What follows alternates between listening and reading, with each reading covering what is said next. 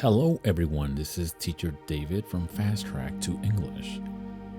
Today I am going to be reading you a bedtime story from Cultures of Color, the tale of the lion's whisker.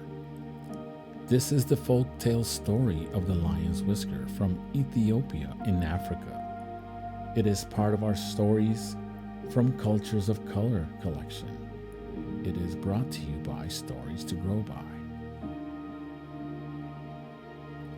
Long ago in Ethiopia, a woman named Leah married a man who had a son. His wife had died several years before.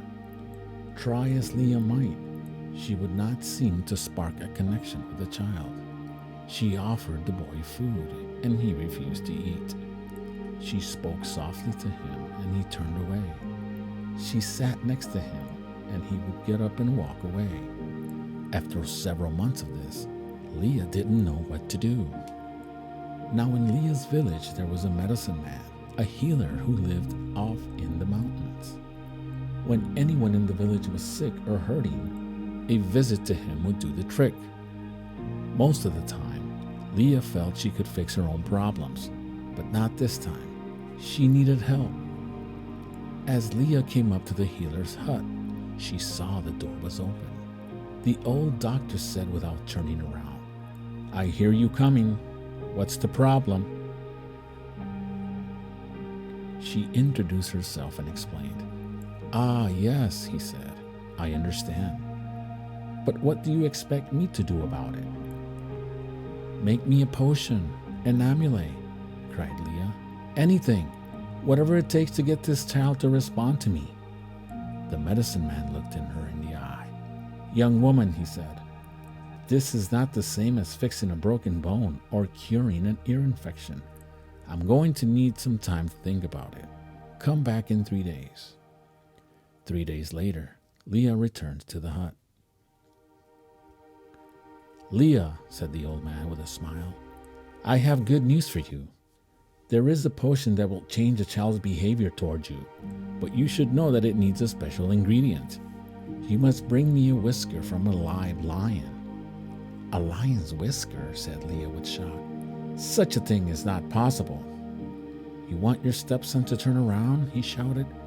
"Bring me a whisker from a lion." Then he turned his back. "There is nothing more to say. As you can see, I'm a very busy man." That night, Leah tossed and turned.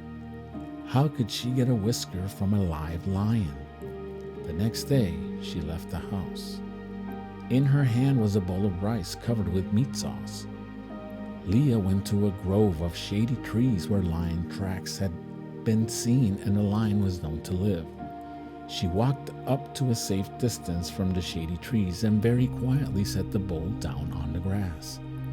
Then, as quietly and safely as she could, she backed away and went home. The next day at the same time, she took another bowl of rice covered with meat sauce to the cave. When she saw that the old bowl was empty, she took it and put down the new full one. Again, she left quietly. Every day she did this. Months went by. Leah never saw the lion, but she knew from footprints on the ground that it was the lion who was eating her food. Then one day she noticed the lion's head poking out from behind some trees. Being sure not to look the lion in the eye, she stepped very slowly the same spot as always. She put down the new, full bowl of food, picked up the empty bowl, and stepped away. Day by day, the lion's head poked from behind the trees that were closer and closer to where she set down the bowl.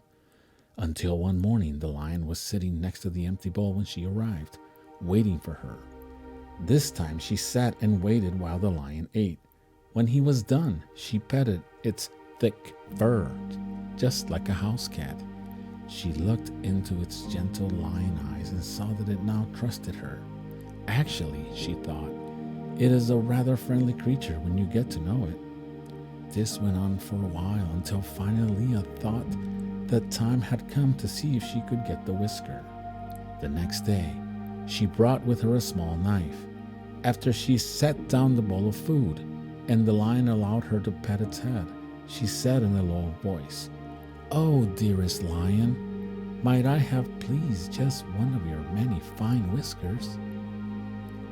While petting the lion with one hand, she quickly cut off the whisker with the other, careful not to hurt the lion in any way.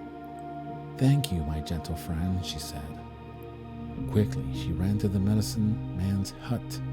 Holding the whisker tight in her hand, she cried, "I have it! I have the lion's whisker!" "You don't say," said the healer, turning around. "From a live lion?" "Yes," she said. "Tell me," said he, "how did you do it?" She explained the steps. With pride, she handed him the whisker. The healer looked at it with care. Then he walked over to the fire and threw it in, where it burned up right away to a crisp.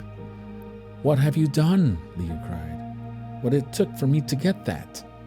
"Leah," said the old doctor softly, "you don't need the whisker. Tell me, is this child really more dangerous than a lion? If a wild beast will respond to your patient's loving care, don't you think a child who misses his mother will, too?" Leah was startled, but she thought, maybe. And by the time she got back home, she knew what she could do.